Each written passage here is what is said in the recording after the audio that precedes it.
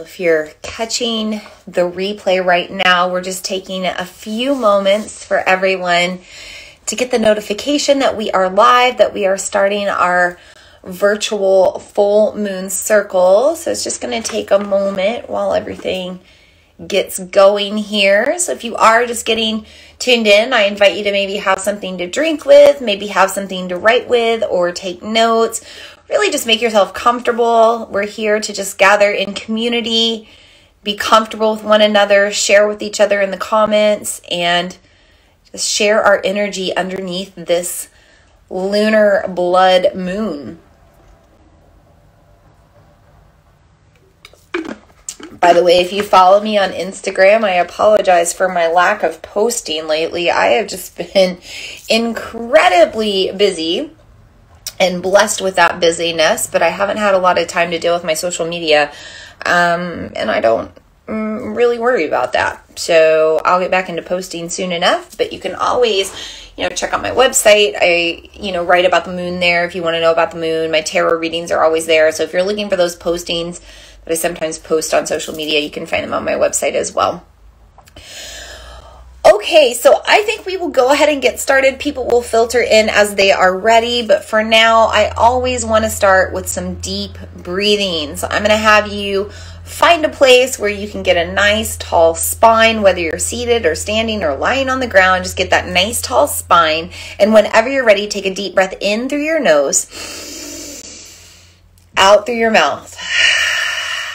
Maybe shake loose, shake off any tension, shake off any stress, ground yourself in, get a little bit more rooted into your tailbone and your seat or your feet or wherever you are. Take a deep breath in through the nose, out through the mouth, maybe with some sound this time.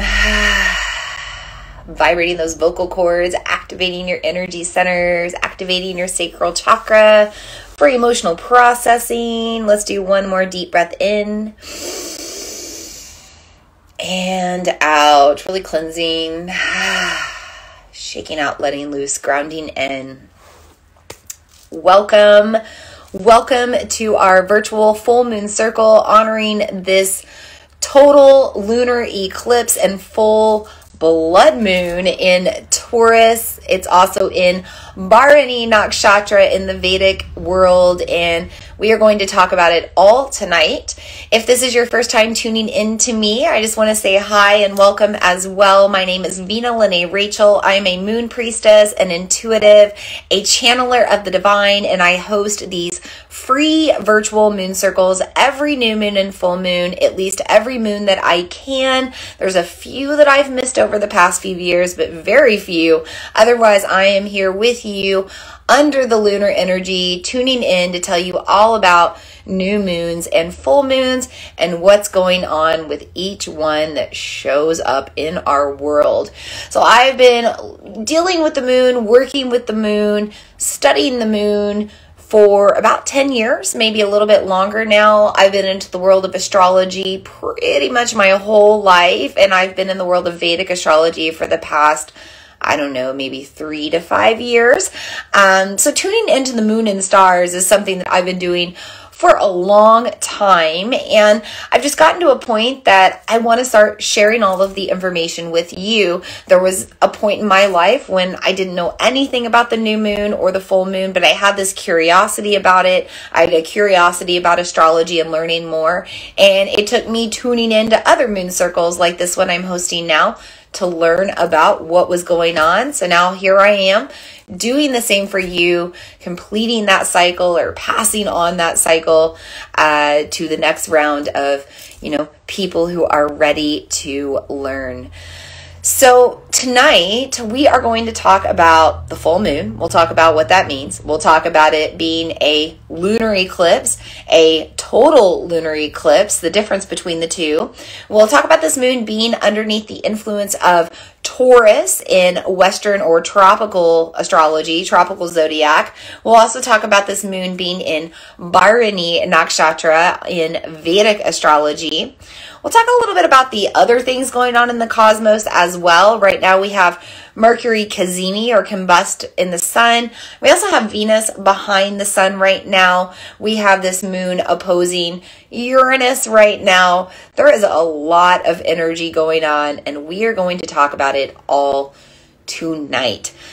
So make yourself comfortable. Like I said, you might want to have something to drink, something to write with. Most of all, just be cozy. Taurus energy is all about being comfortable, but no matter what energy the moon is in, I want you to be here and be comfortable as we come together to talk about the moon. Also, if you are live, feel free to utilize the chat. Feel free to say hi. Let us know how you're doing underneath this full moon. Let me know if you have any Taurus in your big three, or Taurus, maybe a Taurus stellium, or were you born in an eclipse? Were you born in a blood moon? Let me know if any of this energy in particular could be affecting you. Of course, we're going to talk about it as well. But yes, please use the chat to interact and share or ask questions if you need to. So before we get officially started, let's talk about the moon. Let's talk about what it means to be in a full moon portal. The moon cycles every 29 and a half-ish days. It starts on day 1, aligned with the sun in a new moon phase. It's the dark moon phase. As we look out, we wouldn't be able to see the moon during the new moon. But then about 14 or 15 days, halfway through that lunar cycle, we come into the full moon. So in the beginning, the moon, the earth, and the sun are all aligned. And then halfway through the lunar cycle, the moon opposes the sun, reflects the solar light back onto the earth. We can see the moon, and that's when we're in that full moon phase. Now, most people know more about a full moon than anything else. And even if they don't know really much anything about the moon, they're going to know that the full moon makes people a little crazy, right? Like we associate full moons with spookiness, with werewolves. If you work with children, you know that children are crazier around a full moon. Or if you're a parent with a child, like I have a toddler right now. He's an Aries. He's ruled by Mars. Just things are crazy right now with this full moon. He's definitely heightened with the energy. If you work in the medical field, you know that more injuries occur and more ER visits occur during full moons compared to any other time. So why do full moons make us crazy? Well, first off, let me just go back and say that they do make us crazy, and we have a word to prove it. It's called lunatic. We all have probably used it in context. Lunatic comes from luna, as in la luna, as in the moon, as in lunar energy, as in the energy in affecting us and our emotions and making us crazy. But why is that? Well, on an energetic level, prana is heightened. Prana is the energy at the top of your inhale.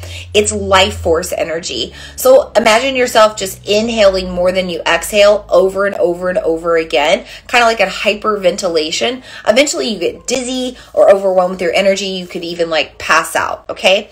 That's too much prana. But the energy at the top of your inhale, that energy right there, that breath of fresh air, that's prana. And it's our life force. It keeps us going. And we also have apana energy, the energy at the bottom of the breath. Is what we kind of tuned into at the beginning here with those 3 deep breaths. It's the energy that helps us connect to the earth and ground. It helps us to release and let go as well. And that energy isn't as strong right now. We're pulled towards the moon. We're pulled towards prana. And so therefore we are less grounded. We're less stable. We're less relaxed. We're more restless. We're a little bit heightened in our energy.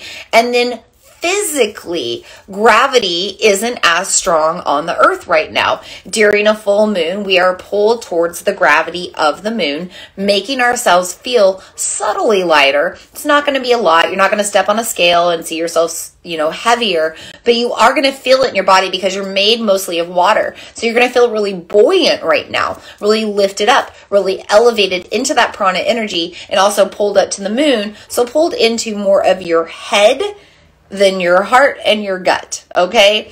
So What lives in the head? The ego. The ego drives our mind, our thoughts, our behaviors, our emotions, our programming. And we can be a little bit irrational when our ego is ruling. Also, when we have heightened prana, we can have an irrational mind. So we aren't grounded. We're not paying attention. We're not making sound decisions. We're not being logical. And that's why things get a little crazy. Also, our balance is simply off. We are not grounded into the earth as well as we should be, or as strongly as what we're used to. And so our balance can physically be off, and that affects our energy as well. It's all connected. So that's what's going on right now. We're in a full moon. It's the moon opposing the sun, reflecting the solar light back onto us, and we're halfway through the lunar cycle. Energetically, as we come halfway through the lunar cycle, it's a great time to slow down, to check in, to see how our energy is doing. You know, the moon impacts our emotions, our energy in motion, pulled up between this prana and apana energy, affected by gravity. So anytime that we're tuning into our emotions, and maybe we're tuning in halfway through the lunar cycle, and we notice that things feel a little off, well, this is a good time to pause and make adjustments. If things feel good, it's a time to set intentions or commit to staying on track or staying where we are. So it's a check-in point. And if you use the moon as a goal-setting tool, if you work to set goals with each lunar cycle, or work to manifest with each lunar cycle, or work to heal with each lunar cycle, then you are going to gain progress because you're constantly checking in every couple of weeks with your energy and then making adjustments and managing so that you stay more aligned and you stay in balance. Now, what happens when we have an eclipse? Sometimes we're going to have a total lunar eclipse. Sometimes we're going to have a total solar eclipse. Sometimes we're going to have a partial lunar or solar eclipse, okay? Right now we are in full moon energy, which means the moon is opposite the sun. The earth is in between. So if the earth is aligned at just the perfect point with the moon, or more like if the moon and the sun are aligned at just the perfect point, the earth can actually block for just a moment the sun. Okay? So this is a lunar eclipse because the light of the moon is eclipsed for just a moment, and then it comes back again. So, you know, our moon is always moving around the earth. So it's not always fully exactly opposite the sun in that full moon phase. The moon wobbles. It has different angles that it hangs out at. So when it's opposing the sun, depending on that wobble or that angle, it might not fully be covered by the earth, or it might be pretty open away from the earth. But every so often, the earth does block that energy and block that light, and then the moon is eclipsed for a moment. Now, solar eclipses, we see the sun goes black, and then it comes back again. It's the same concept, except at that point, the moon is in between the earth and the sun, and so it's the moon actually crossing over that's blocking the sun. This is just a particular wobble and positioning of the moon with the earth to block the sun. Either way, whenever we have this energy, it's going to feel weird. It's going to feel different. So think about pre-modern times, okay? Times before we knew anything about astronomy. Think about the moon turning red all of a sudden. It would be a little weird, right? You might think the world was ending, the apocalypse was coming, that we were going to rain blood. You wouldn't know what was happening, okay? And we still have this primal programming within us, deep in our psyche, in the history of who we are as humankind, that still feels weird around an eclipse. Even nature gets weird around an eclipse. You'll see it tonight, or the eclipse hits early in the morning, but nature will be a little weird tonight and tomorrow, or maybe has been acting weird the past couple of days. Maybe you've just noticed the energy's been weird the past few days, or you'll notice it in the next few days to come. Maybe you feel weird, okay? All of this is due to the eclipse. So that's what's going on right now. The way that the moon blocks the solar light, it doesn't block it enough to block out the moon completely. That's why it turns red. But it is an interesting energy, and it's going to impact us. We're going to feel it. It's also why I'm having this moon circle tonight before the peak of the full moon. I usually have it the night of or after, but I wanted you to learn a little bit about the eclipse tonight because it is an important energy to pay attention to. Looks like we got some more people joining in, so I'm just giving a little hello here. Okay. So let's move on. Let's officially open our moon circle. Let's bring in the 5 elements. This is something I do for every circle. If you have these elements and you want to bring them in tonight, great. If you want to bring them into your own circle, ceremony, or ritual, great. But if you don't have these tools, that's okay too, because you are tuned into the ether, through the internet, and through this space, you're absorbing the energy of these elements just by being here on this transmission. So I'm going to start with earth energy. We are in an earthy Taurus moon, but I always bring in earth energy, and I'm doing it in the form of crystals and gemstones to start. Couple of different things tonight. You could be working with anything black. So you could go with a black onyx, you could go with obsidian. I have a really beautiful black moonstone sphere, so kind of representing that black or that eclipsed moon, that black moon energy. You can see how shiny that is as well. I've got my ring light reflecting, but maybe if I turn it off to the side here, that's still going to reflect. You can get a little closer there and see that. Okay. And then also I have a really shiny polished piece of labradorite. So any sort of dark reflective crystal is great to use with this moon tonight. I'll tell you why in a bit. I also have this bigger piece of polished labradorite, very reflective and dark. See, notice the difference, by the way. Check out that transformation. Okay.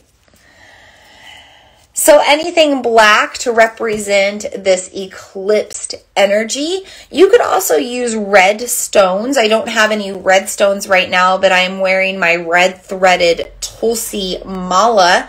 So you could be using any red stones as well, because this is a blood moon. Things like bloodstone, carnelian, those would also be great stones to work with right now. Now, working with trees can be really good as well. So I mentioned this is Tulsi wood. I actually have Tulsi and black Tulsi. So I have both holy basil wood. This is a very protective wood.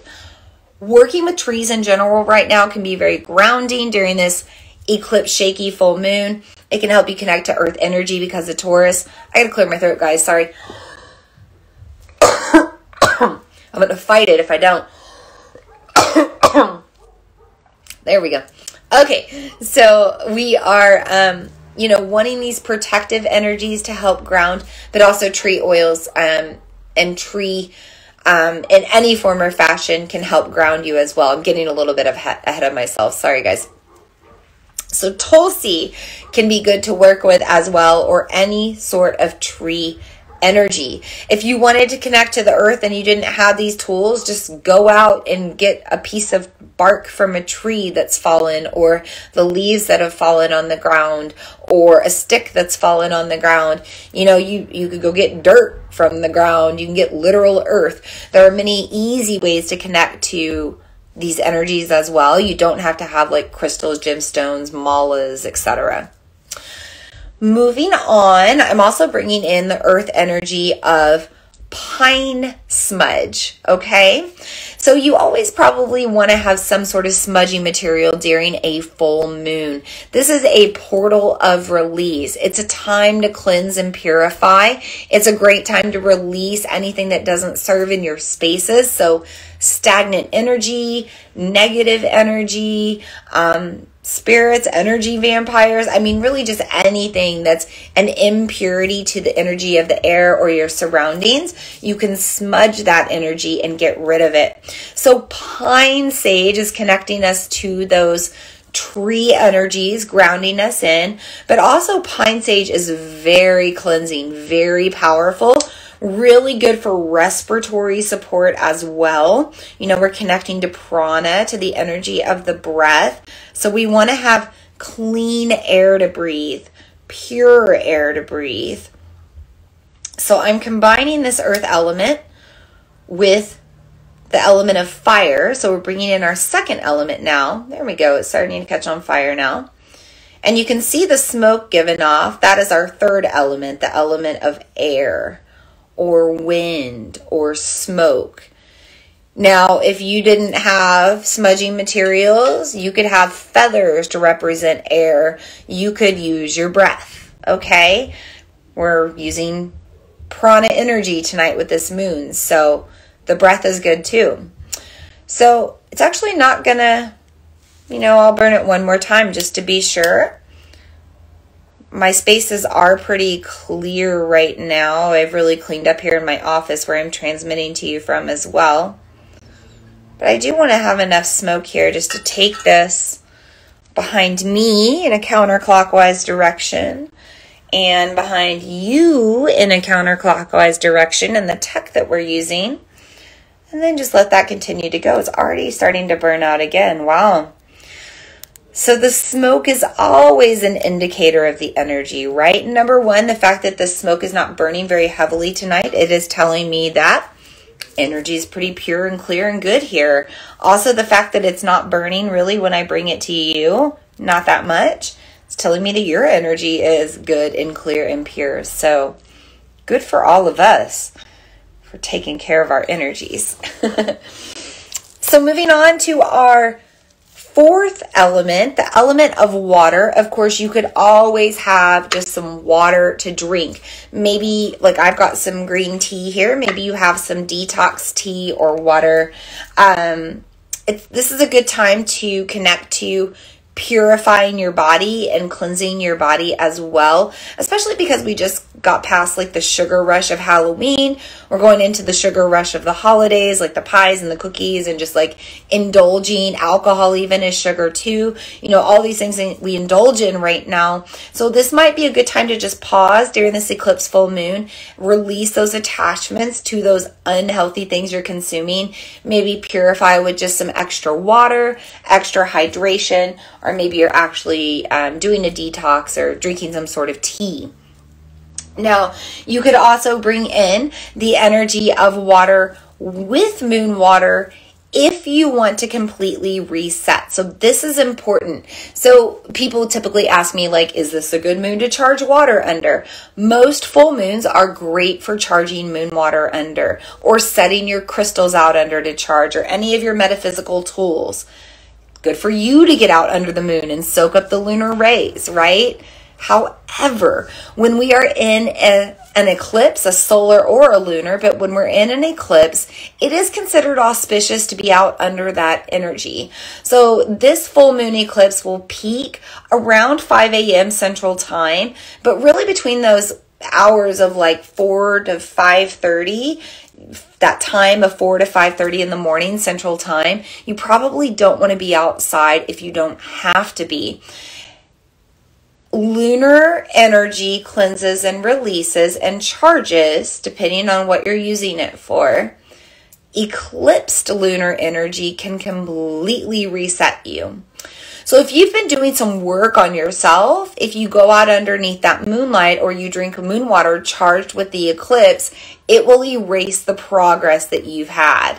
Now, if you've completely healed or gone through a work in progress and you've seen it to fruition, you're not going to erase that work. This is more like the programming and the stuff that you're doing right now. It's like a hard drive that you're going to wipe from your current memory, from your current computer right now, okay?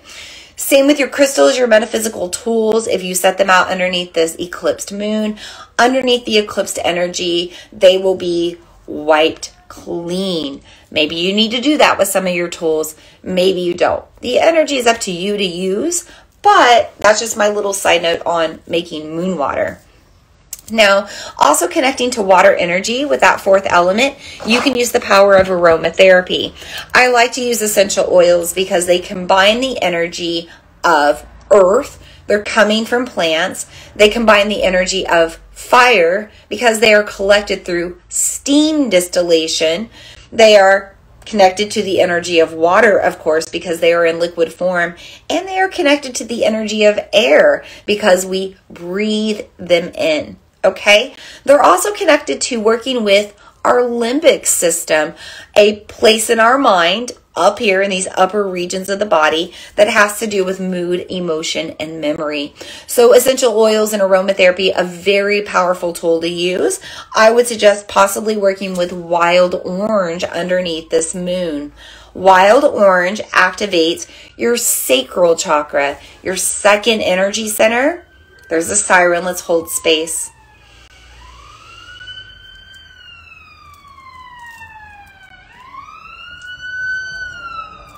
Sending a little Reiki. Anytime I hear those sirens, again, medical emergencies, full moon, right?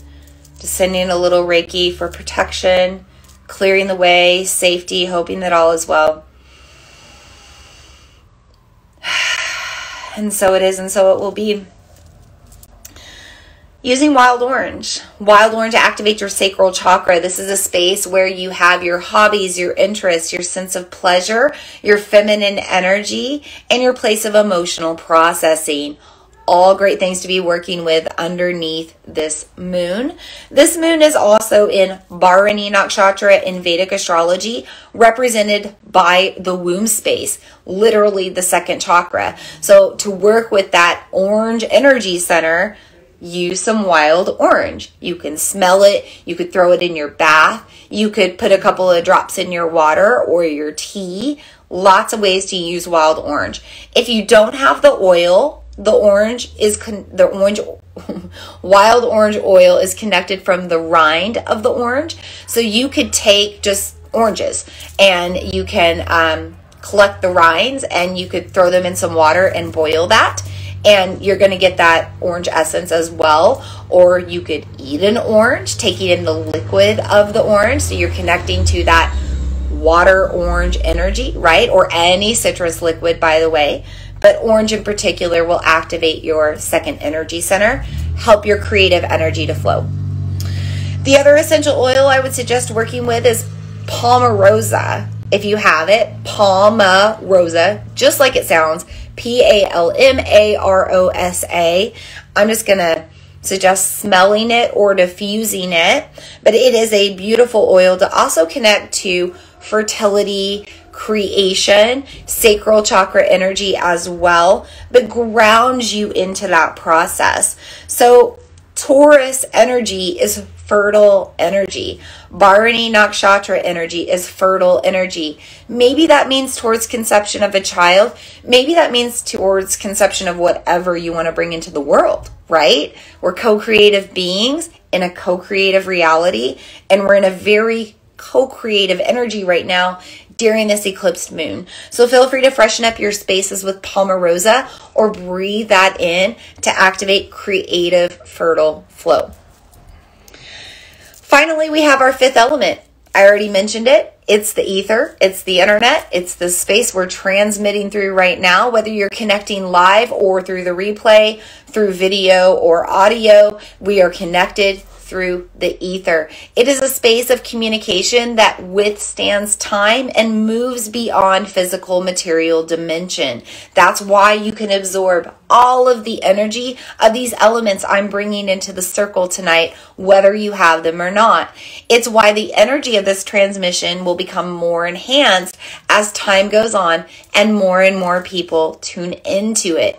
This is why I do these circles in the ether online, because I prefer this type of energy that cultivates and grows as more energy connects to it. That's just not something that you're going to get live person to person. You're only going to get that in this ether space. So this is the fifth element that we bring into our circle tonight. And with that, I am going to transition into a short prayer, really bringing in the guides and guardians of the 5 directions. So feel free to join me in this prayer or simply listen in. I'm going to start by taking a deep breath.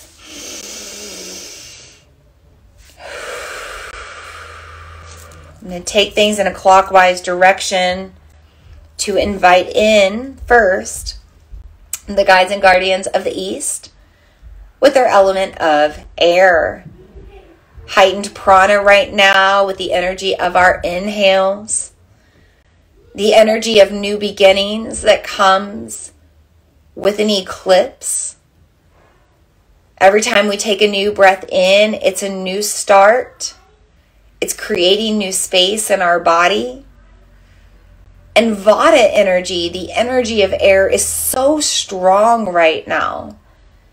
As we're in the season of autumn, as everything is drying out, as everything is blowing away with the wind, season of death, as the veil is thin, as we hear the whispers from the other side. We respect the energy of air, and we thank the guides and guardians of this element for being in our circle tonight. We also invite in the guides and guardians of the element of fire and of the south. Transformative energy, always heightened. Fire energy heightened with full moons, helping us to release and burn away what doesn't serve. But even more heightened, as not only do we reflect back the solar energy onto us, but we also find a little spark of light with the eclipse that will arise around sunrise tomorrow. Anytime we have that spark of fire, it can ignite great change. And so we invite in the fires of transformation, and we thank the fire and the guides and guardians of the South for being in our circle tonight. We also invite in the guides and guardians of the West with their element of water to purify and cleanse us and wash away what we need to open up and undam and release. Water is represented by emotion. It's represented by our sacral chakra.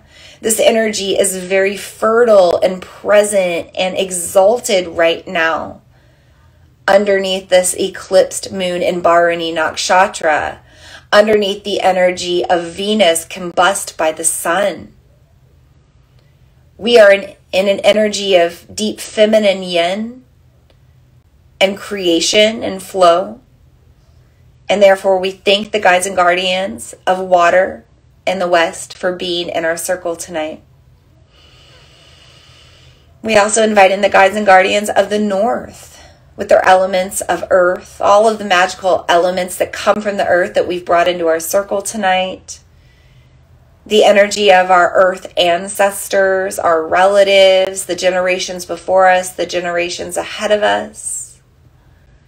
Grounding, stable energy of the gravity at Earth's core, helping to keep us here, helping to balance out all this prana. We thank the guides and guardians of Earth and the North for being in our circle tonight.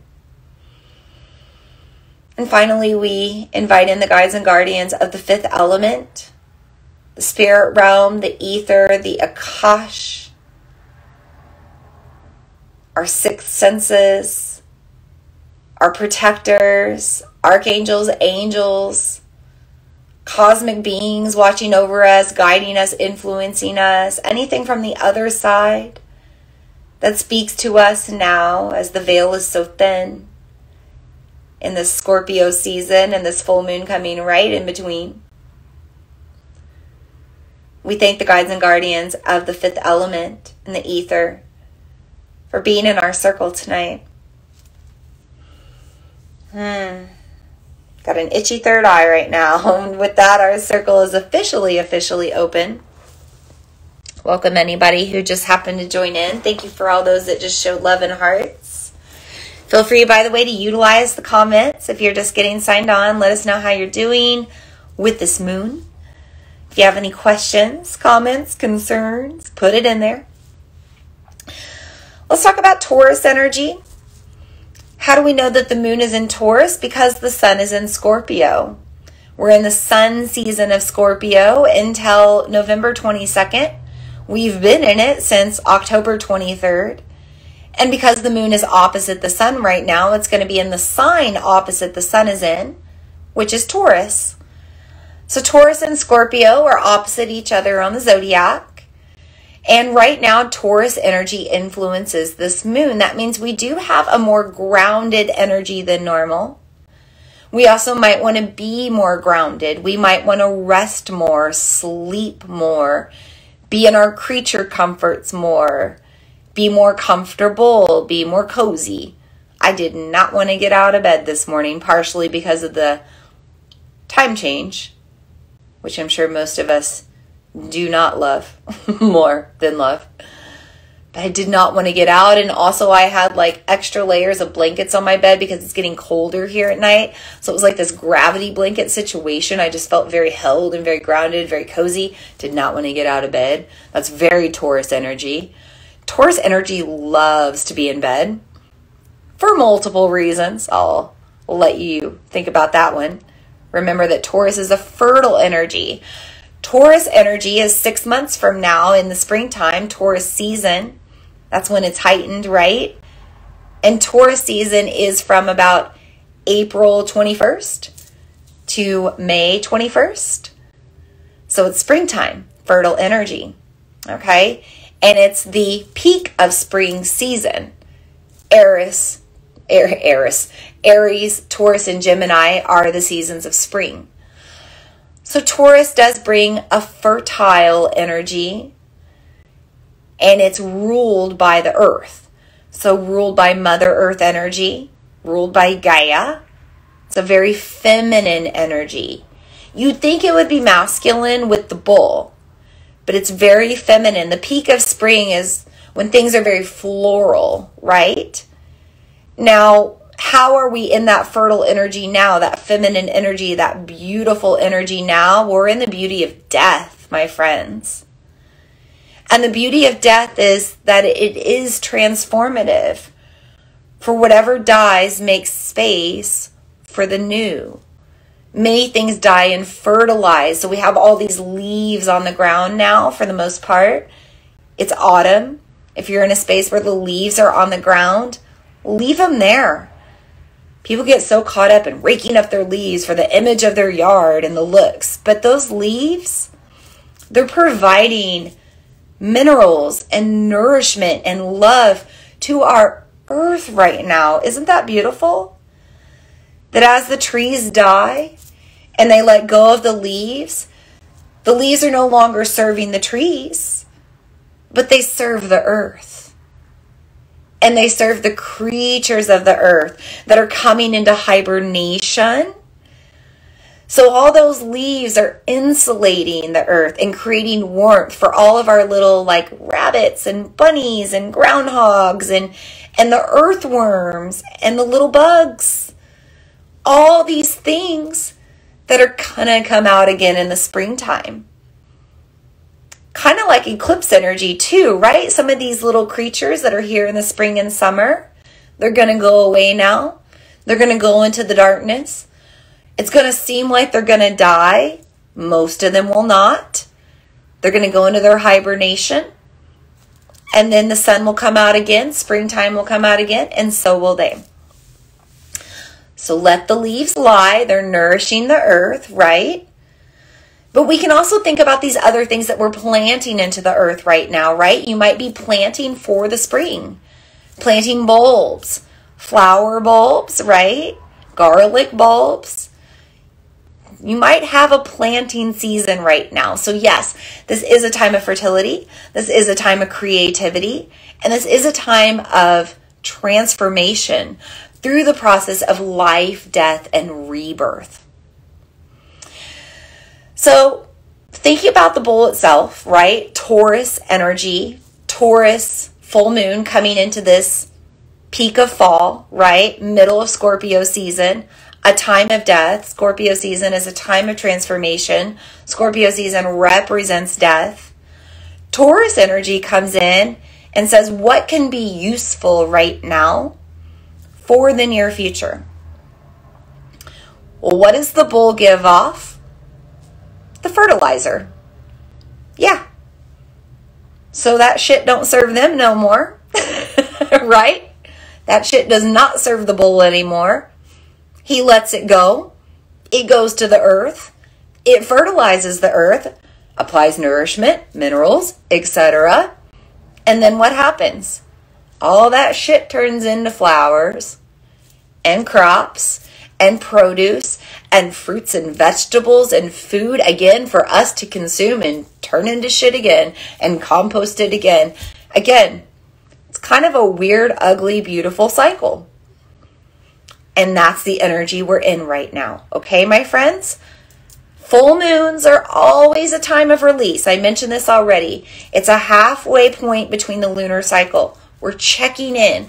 We're asking ourselves, what is holding us back? What is restricting our breath? What tension are we holding in our body? What is causing us stress? What is holding us back from joy and happiness? What is keeping us from being in our creative flow? What other emotions are blocked up in there, keeping us from creative, fertile flow, co-creating our life, believing in our abundance? What's blocking that? It's time to release it. Because it's all shit that doesn't serve us anymore, right? So we release it, we let it go, and we know that energy will always move on, be recycled. It's never going to be destroyed. It's just going to be recycled, but we don't need it anymore. So we let go of all of that stuff energetically so that we can make room for more to grow. We can make space for more peace, deeper breaths, and even more than that, more magic, more trust in our gifts and intuitions to rise up. But then we also let that other energy go and we don't worry about it anymore, okay? Just like you plant the bulbs in the ground and then you kind of don't worry about them. You don't water them through the earth, the snow waters it. You don't fertilize during the winter. The leaves and the things that are dying fertilize it, okay? And then what happens in the spring? It grows up again. So with this full moon in Taurus, release what doesn't serve. Trust that it will be tended to and taken care of and fertilized and watered and nourished by the universe. And then see what's going to happen on the other side. See what you made space for. See what grew out of that release. Now we go a little deeper because we're in an eclipse, okay? This is the last blood moon, last total lunar eclipse until 2025. Eclipses are an interesting time. They're an interesting energy. They're kind of like a fast forward portal, okay?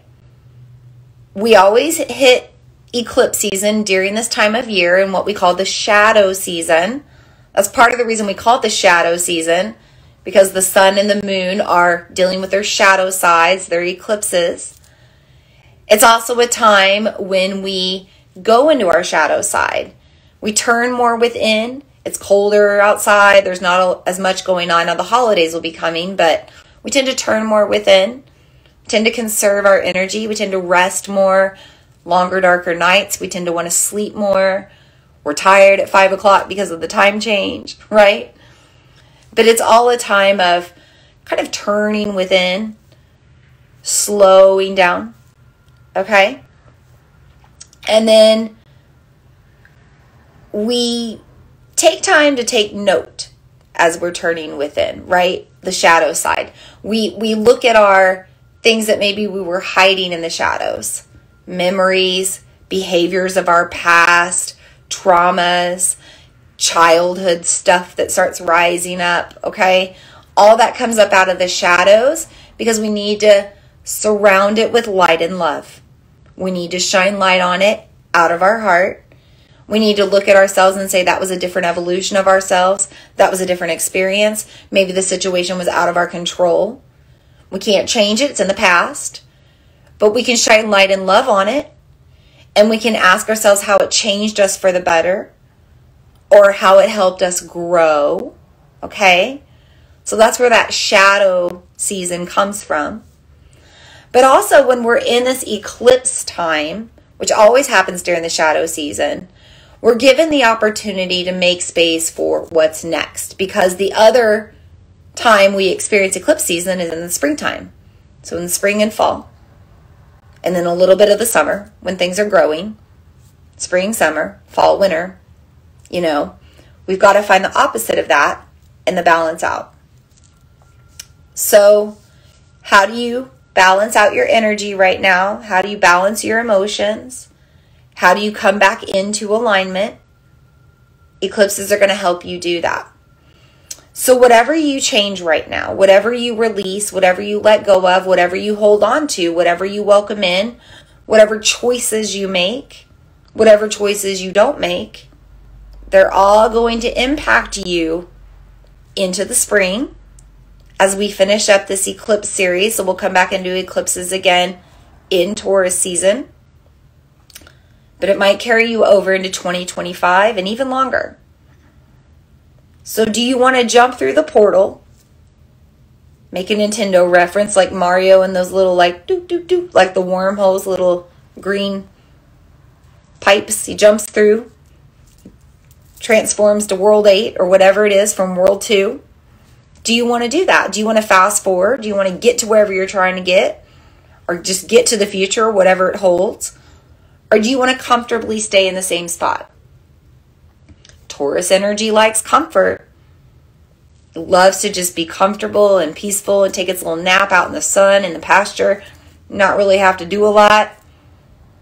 But Taurus energy also likes la dolce vita.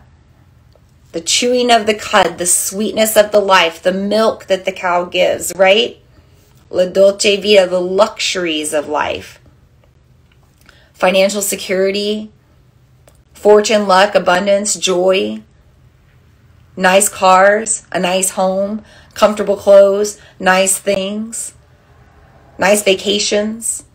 That's all Taurus energy, okay? So you've got to ask yourself if the choices you're making right now with this eclipse, are they going to give you that? By staying where you are, staying comfortable, are you going to have that sweet life? Are you going to have a fruitful life? Is your spring looking good? Is your summer looking good next year? Because everything going on right now in your life, you want to bring into your future. You want to have this same life, these same comforts, these same situations. You're living it up in your life and you want this in your future. But if you don't, if you want more, if you want to open yourself up, you got to let go of some stuff to make room for the space. Okay? And make different choices. Because when you make different choices, you rewire everything, right? So if you're coming to a crossroads right now with this moon, if you're given choices, if you have like deja vu, same people, same places, same experiences coming around again, you either make the same choice or make a different one. Nothing is right or wrong. It's your choice. It's your journey. We're all on different journeys, okay? But just know that that's what's going to come up right now.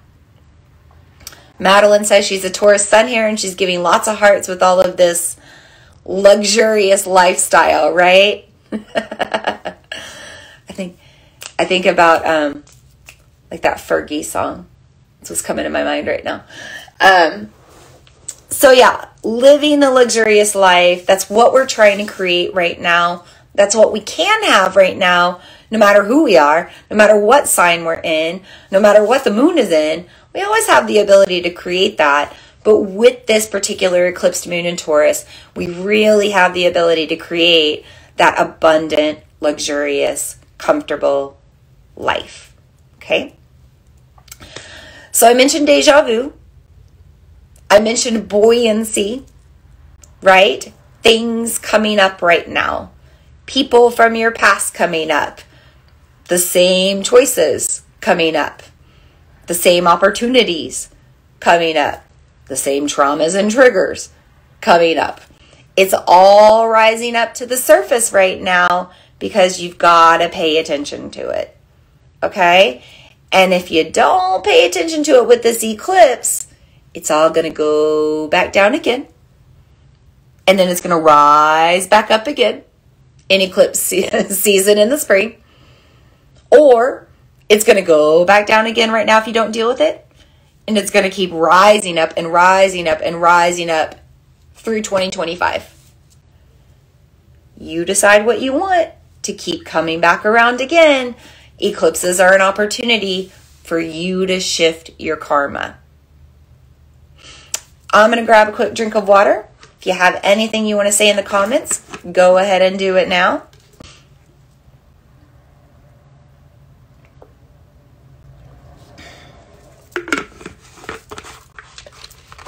So let's talk a little bit about the other things going on in the cosmos right now. These things rising up from the surface, the people from the past especially, maybe business opportunities coming around again, contracts and agreements coming around again, trade opportunities coming around again, money opportunities, similar ones coming around again. All of that energy also has to do with the fact that Mercury, the planet of communication, expression, trade, transaction, technology, it is in what we call cazimi right now, which means that it is combust by the sun, directly behind the sun, completely combust in its energy, and fully exalted. In Greek mythology, Mercury is known as Hermes, the trickster. In the tarot, Mercury is known as the magician card. Okay? This is a magical yet tricky energy to navigate. When Mercury is at play, things get a little tricky. Our tech gets tricky, maybe because we need to check in with how we're managing our energy there or exchanging our energy with technology. I'm going to talk about that really quick with Black Mirror tonight. Don't let me forget. If I forget, don't let me forget. I don't think I will, but Black Mirror. So technology is tricky right now. We might have issues with business agreements, contracts, all of that, any sort of exchange of agreement. Communication might be a little weird right now. And also just, it might be tricky to navigate our own magic. So maybe we're getting skeptical about our intuitive gifts or our psychic gifts. Right now we're in Scorpio season. The veil is very thin right now. This is a time when the other side is trying to communicate with us. Not just the other side of the spirit realm, but all of the other dimensions. So right now you might have things whispering to you, coming to you. You might have thoughts in your mind. You might think that you are schizophrenic. You might be having weird dreams or messages coming through in your dreams or your meditations. You might just get those spidey senses or inner feelings. You might dream something and it happens. You might have deja vu more than normal. You might be able to predict the future. Who knows? But right now, those gifts are heightened.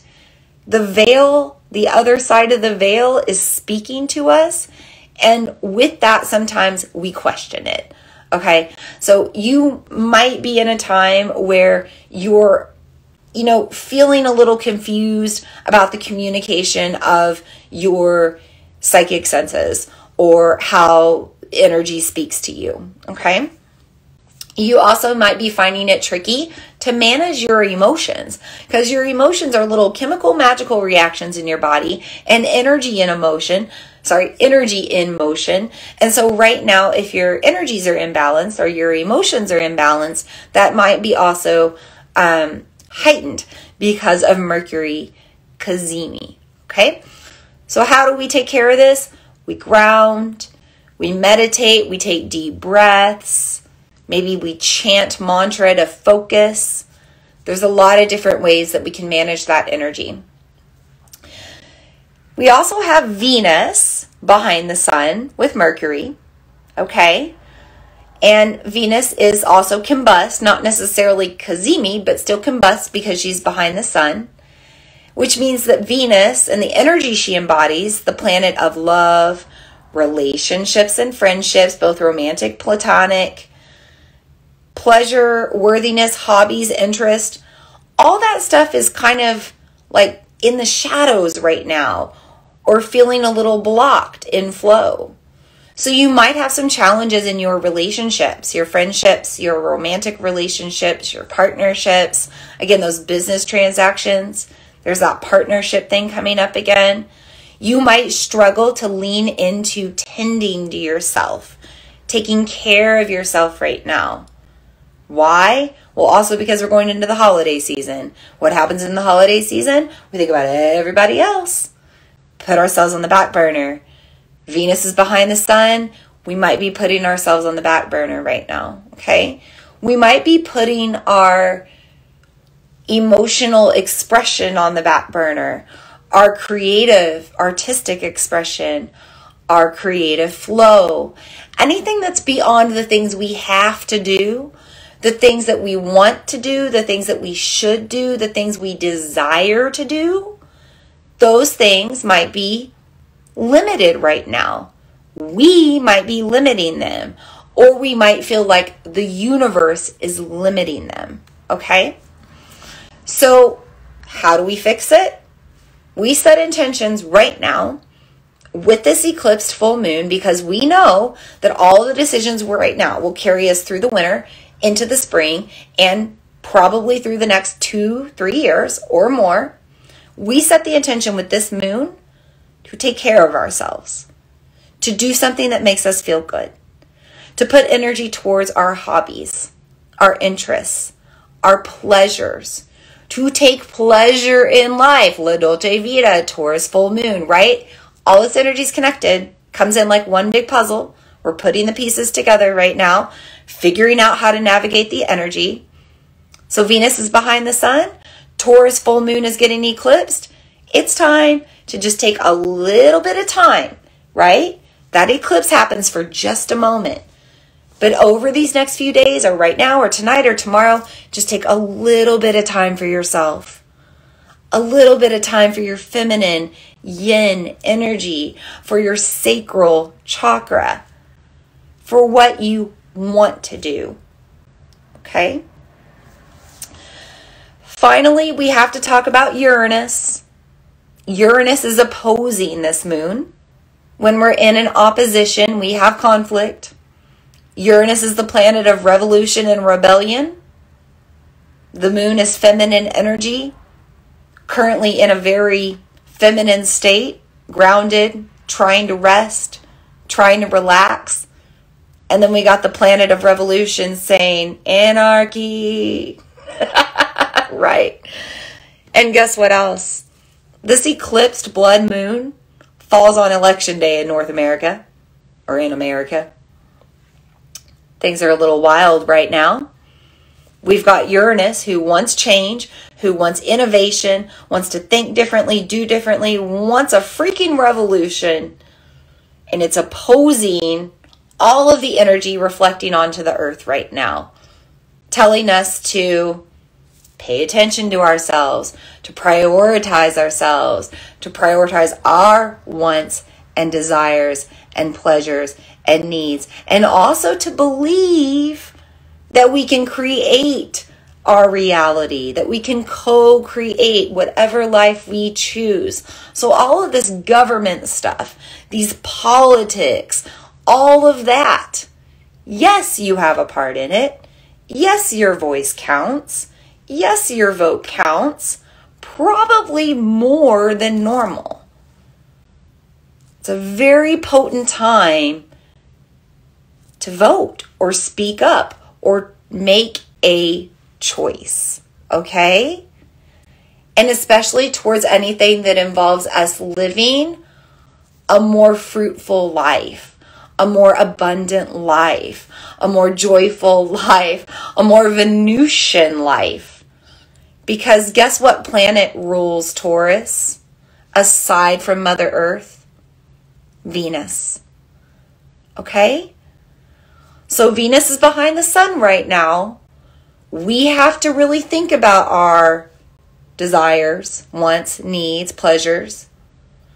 And then we have to believe that we can have that life with the actions and choices that we take with this eclipsed full moon. Do you see the energy coming together? It's different right now. It's weird because we felt like a lot of things have been out of control, right? Past 2 years have been whack. Felt like everything was out of our control. But it wasn't. It's always been in our control. It's how we react to it. It's how we continue to make choice despite the past, despite the shadows, despite the traumas, despite the triggers. We move forward. Mercury is a planet of moving forward, and it's exalted. We move forward. We embrace our magic. We balance our energy. We get ourselves together. We compose ourselves. We know what we want, and we go after it and believe that we can get it. Very magical, creative full moon right now. Let's travel over to the eastern side of the world. Vedic astrology. I am not an expert. I always say that. Not an expert. Would love to hopefully get this course done this year that helps me become more knowledgeable. But for now, I just like to share what's going on in Vedic astrology because it's very similar to Western or tropical zodiac, and you might get new insights, new messages, new guidance out of it. In the Vedic side of the world, this moon is in Bharani Nakshatra, Bharani. The BH is like a Bharani. Bharani Nakshatra. It is a lunar mansion that resides in the constellation of Aries. So ruled by Mars. Gotta clear my throat. By the way, when Mercury is exalted like this, you can have challenges in your ears, nose, and throat and sinuses, which is very Mercury ruled. I was born in a post-shadow Mercury retrograde. I always have sinus issues when Mercury's at hand, getting a little tricky with me. So thank you for your patience. Okay. So Mars is currently retrograde right now. Mars went retrograde on October 30th. Will be retrograde until January 12th. So about that second week of January. And Mars is the planet of yang, masculine energy, war, work, getting things done, taking action. Also retrograde right now, spinning backwards, encouraging us to be more yin, to be more feminine, to not go to war, to not go to battle, to talk about it, think about it, you know, love it out, hug it out instead, right? So if the moon is in the lunar mansion of Aries ruled by Mars and Mars's energy is spinning backwards, we're going to feel a little different about things. We're going to want to take action in different ways. Bharani Nakshatra is also known as the star of creation, which means that it is a fertile lunar mansion, which means that this is a time, again, to set intentions, to plant seeds, and to believe that we can co-create a fruitful life. It's just like the Taurus energy, right? It's just a different perspective of it. Now, here's the interesting thing. Every lunar mansion has some sort of god or goddess ruling over it, and Bharani Nakshatra is ruled by Yama, a Hindu goddess of death. Now, really quickly, I want to go back to, really, we're just going to go into Syrian mythology. So this is more eastern side of the world as well. In Syrian mythology, or sorry, not Syrian. Here's that Mercury thing. Sorry, Mercury is tricky. Sumerian. Ooh, totally different. Still in the eastern side of the world, or maybe more like that ancient part of the world. In Sumerian mythology, there is a story of the earth goddess Inanna going into a descent to the underworld to visit her sister Ereshkigal. And Ereshkigal is kind of like her twin shadow sister in a way. Inanna is this beautiful goddess. Think Venus, right? Aphrodite even. And then Ereshkigal is more like the devil, the underworld, Lilith, Medusa, those sorts of energies, okay? But the truth is, they're one and the same. They're the same feminine energy. The archetype is just being split and explained in two different embodiments of it, okay? So Inanna, she goes into this descent to visit her sister. And actually what's happened is Ereshkigal has kidnapped Inanna's lover, okay, and brought him into the underworld. So now Inanna has to go down. She has to negotiate with her sister, retrieve her lover, bring him back to the earth, okay? This is an eclipse, right? This is the sun, the masculine energy getting taken away. It's connected to the lunar energy, the moon, the feminine energy. And then all of a sudden it's taken away, it's light, and then it comes back again, okay? So Inanna is going on this journey to the underworld, and with each gate of hell, with each gate of the underworld that she descends into, she has to shed a piece of herself or release a piece of herself, give up a piece of herself, right? We're in this full moon time of release, okay? It's time of death, season of death. So she sheds like her crown and her beautiful jewels and her clothing. And pretty soon by the end of it, she's completely stripped naked.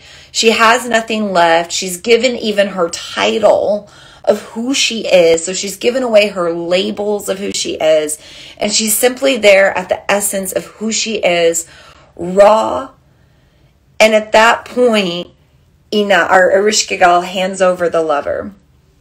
Because what truly happens is Inanna sheds all of these outer labels and these material things she's surrounded herself and defined herself with, and these labels that others have given her and society has given her. And she comes down to her most raw, true self, which in the beginning to her is very ugly and very horrid and very horrible to experience. It's those shadow sides of us. It's those behaviors and those things that we did in our past that we're not proud of, that we're shameful of, right?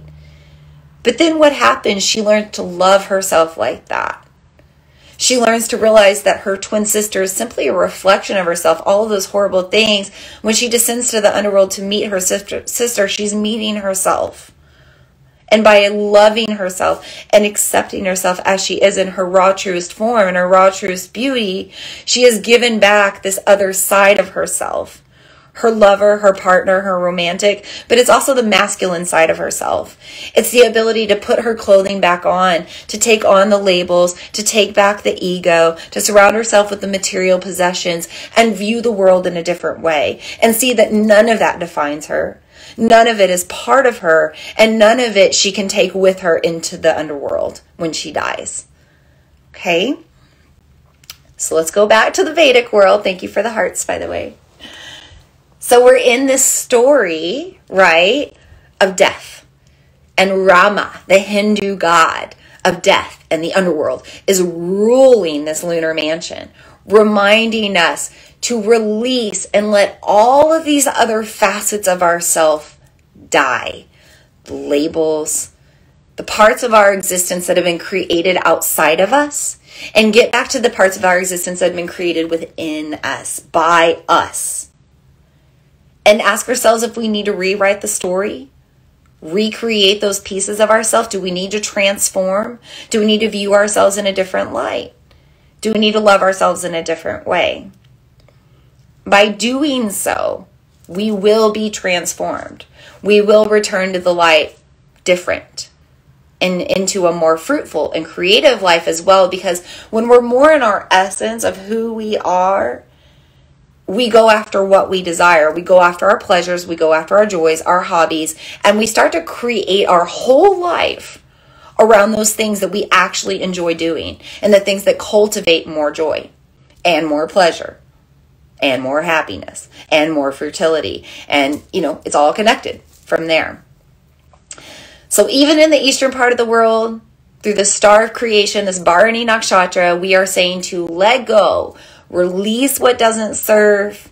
It's making space for so much love, so much wisdom, so much guidance, so many aha moments, so much awareness to help you feel more complete. And the more complete you feel, the more complete you will be in your life. You will not feel like you are lacking or missing out or not supported or not abundant and fortunate and lucky.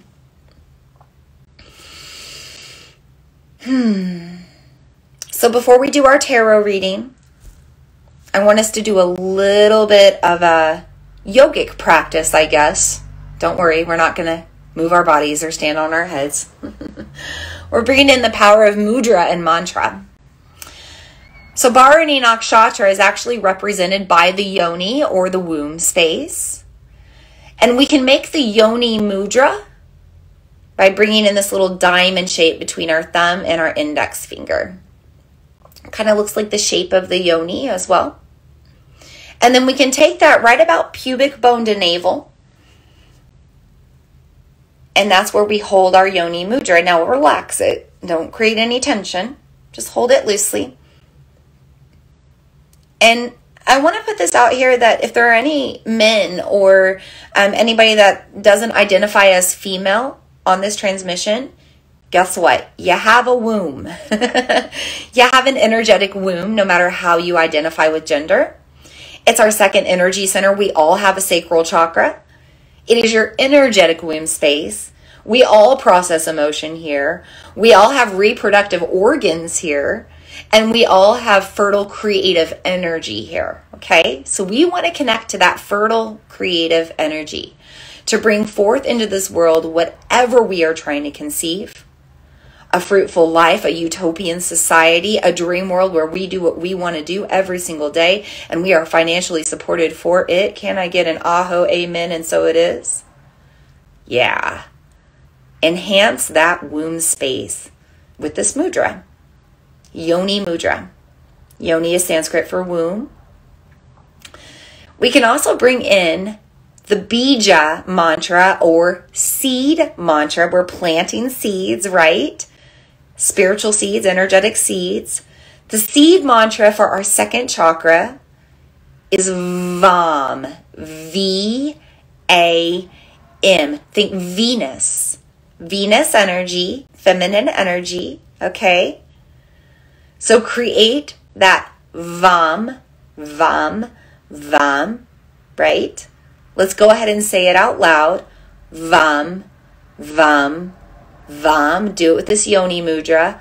VAM. Keep going. VAM.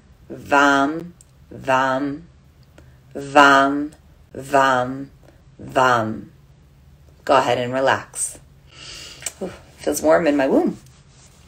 So our vocal cords in our throat look very similar to the inside of our vaginal canal and cervix for women. And when we vibrate the vocal cords, we vibrate the energies of the womb. Whether you have a vagina or cervix or not, you still have the womb space and you're vibrating that canal all the way down there, okay?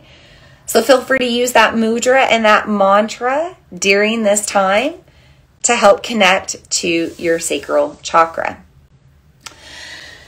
I also want to bring in a little bonus practice, and this is something for you to do after our transmission, but this is a great divination tool during this moon.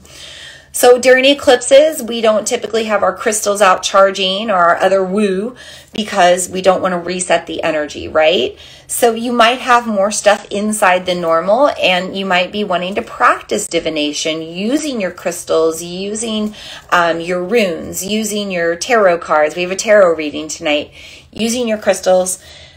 I suggest working with reflective surfaces tonight. Dark, reflective surfaces. Okay, so I have these shiny pieces of labradorite, and I have this black moonstone sphere.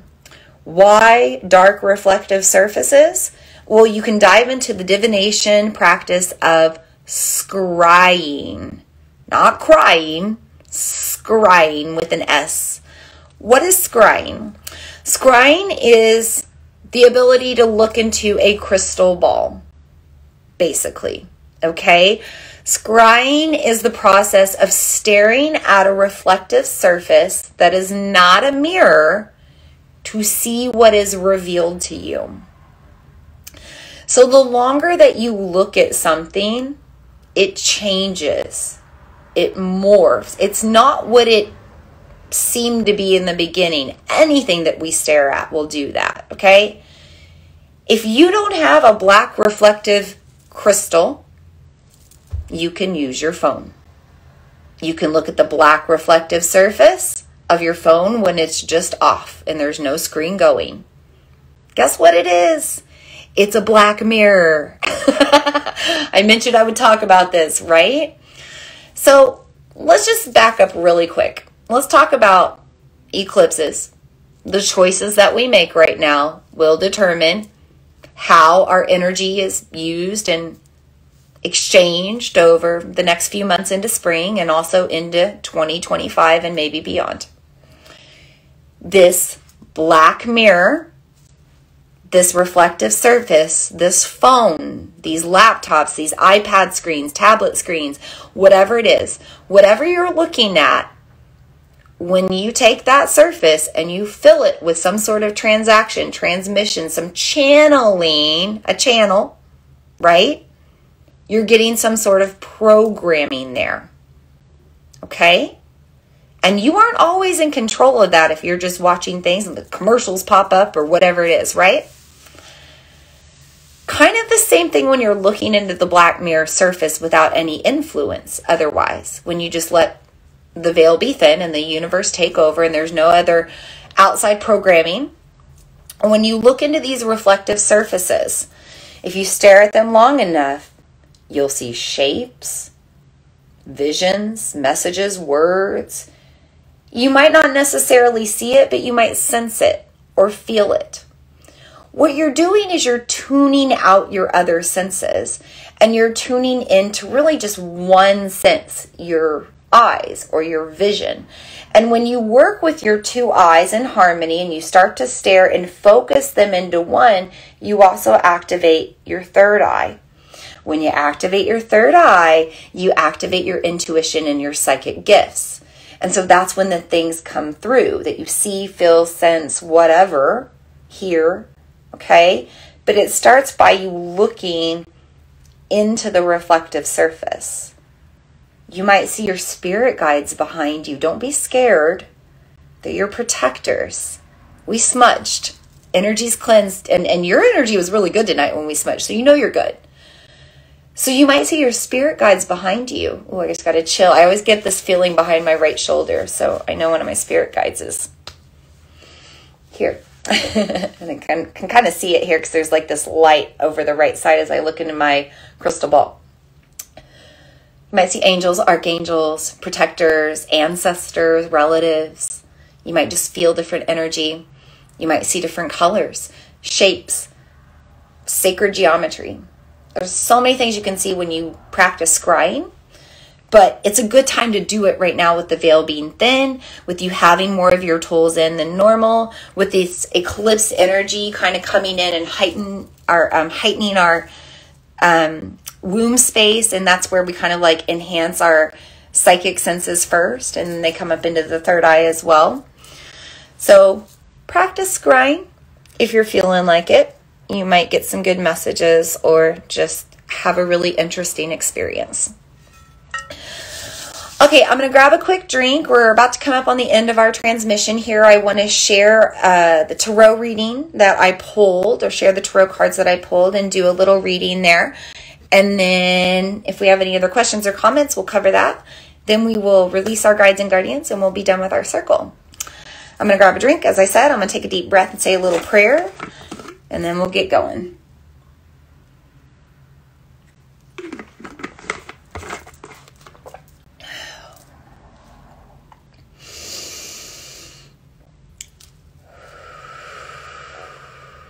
I just want to take a moment to thank the cards for being in our circle tonight. Inviting in the messages that we need to receive and hear. Believing in whatever comes our way, knowing that it came our way for a reason. and setting the intention to utilize whatever messages come our way to make true change for our greatest good. So I always pull a past, present, and future card. Did the same tonight. For our past card, I pulled Queen of Cups, Venus energy. And pulling it from the past, right? Because Venus already went into the underworld. She already went behind the sun a few weeks ago. So she's been combust for some time. She's been on her journey into the underworld as a Nana for some time. And she's learning how to find true worthiness. This cup, these cups, they're an indicator again of that water energy, that emotional energy, our sacral chakra, that lunar energy. But this also has to do with, containment and just really understanding how to handle all of that water and learning how to believe that we are capable of handling all of that water and emotion and excitement and whatever else comes our way. Worthiness of pleasure, worthiness of emotional stability, worthiness of tending to ourselves when we need to, worthiness of speaking up and having our opinion matter. This is all this Queen of Cups energy that's getting exalted right now. Now also notice that she's surrounded by the red curtain. She's surrounded by her blood mysteries, okay? So this is a blood moon, total lunar eclipse. It's a time to be guided by our intuition and our inner wisdom and our inner knowings over the external. It's time to turn within instead of letting the universe or the external, letting society influence us instead. The Queen of Cups is very rational. She makes good decisions because she's sound, okay? So in order for us to make these good choices right now underneath this eclipsed portal during this eclipse season, in order for us to make the proper choice, we have to be of sound mind. We have to be taking care of ourselves. We have to be energetically balanced and aligned. So do what you need to do to help yourself feel good, to help yourself feel peaceful, so that you're making the right choices for your greatest good during this, opportunity under this eclipse for transformation. For the present card, I pulled the Page of Wands reversed, okay? Now, he's wearing blue and green. Blue is your throat chakra. He's got this wand in his hand. Anytime we have a page, we are in apprentice energy. So this is a magician's apprentice. And Mercury is not retrograde right now. The magician is not retrograde right now, but he is exalted by the sun in Cazimi. And that means that his energy is a little tricky right now. And anytime we have the Page of Wands reversed, it indicates trouble with communication, expression, transaction, business agreements, contracts. All of that stuff can be challenged right now. And yeah, it's gonna be. Why does this happen? Well, it happens so that we turn within, so that we listen to ourselves, so that we listen to our intuition, so that we are more guided by our inner magic. When we are learning to cultivate our magic, we have to slow down and listen to our gifts. We have to turn within and let go of all of the other distractions. Mercury is related to tech. If you've been dealing with technological struggles, there's that communication thing. If you've been dealing with issues with internet, phone, tech, whatever, maybe it's because it's distracting you from co-creating and believing in your magic and being able to bring about your emotional alchemy or stability or manifestation magic. All those things can be impacted right now because of Mercury. So Page of Wands is saying, hey, slow down, take your time, listen, and make sure that everything feels real clear. And if it doesn't, don't make a choice about it right now. For our future card, I have also reversed 7 of Pentacles.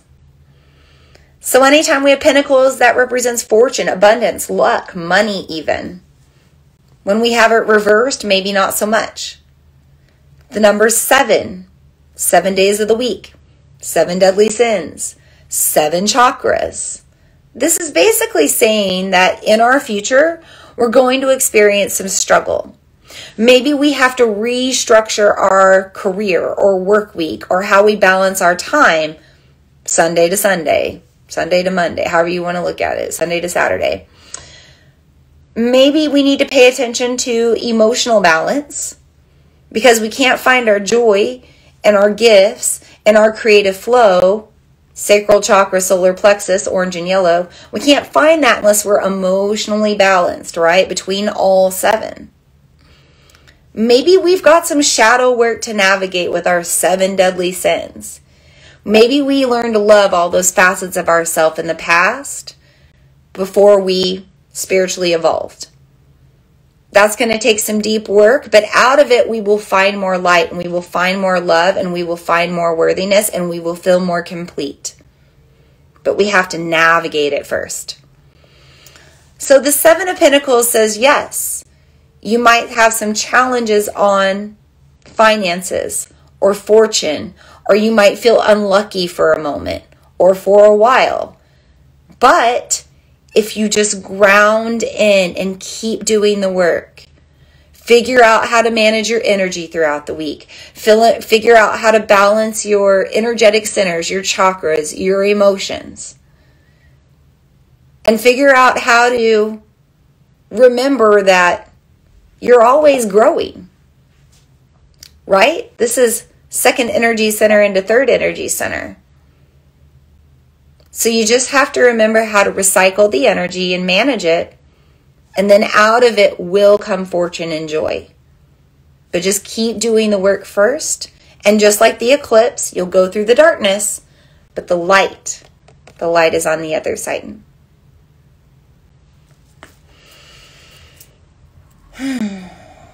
This is what I have for you tonight, Moon Sisters and Moon Brothers. I hope this energy has served you from the cards, the messages. I hope the energy of the elements have served you. I hope the messages I'm channeling tonight serve you, guide you. If you have any questions or comments, feel free to put it in the comment section now. Otherwise, I'm going to release our guides and guardians and close our circle. I'm going to take a deep breath. Feel free to join me as you let everything go. I'm going to go ahead and do that prayer, and if I need to answer any comments after, I will. I'm going to take my power finger up in a counterclockwise direction to release the energy. I'm going to start by releasing the guides and guardians of the 5th element, the spirit world, the ether, the Akash, dimensions, beings from the other sides. We thank you for the energy you bring into our circle tonight. You thank you for holding space for our circle to be here in the ether. Thank you for anything else that came through. We also release the guides and guardians of the north with their element of earth. We release our ancestors if they're ready to go. They can always stay, of course.